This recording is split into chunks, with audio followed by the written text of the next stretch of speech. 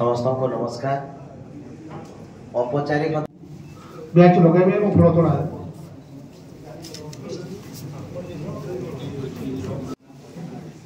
संवर्धना सभार मुख्य आकर्षण ओडिशार उपमुख्यमंत्री श्रीयुक्त कनक वर्धन सिंह महोदय संवर्धना पोषक के मैं ओडिशार मानकर विषय आम समस्ते जानी तांकर आ परिचय फेर हमर के दबाटा गोटे दुष्टता है।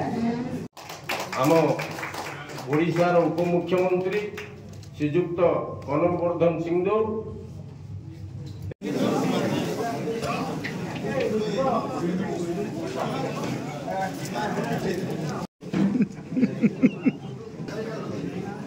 जाओ जाओ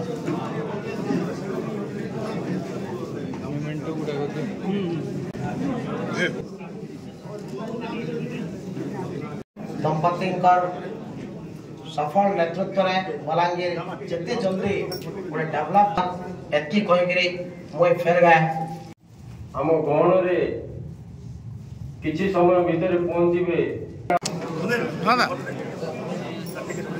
जिला सर्वाधिक संघर संवर्धना सभा सभापति शिव परिडा बाबू एवं हृदयर कृतज्ञता ज्ञापन करने चाहे मेन एजेंडा अच्छी बलांगीर पार्लियामेंट्री कॉन्स्टिट्यूएंसी रो डेवलपमेंट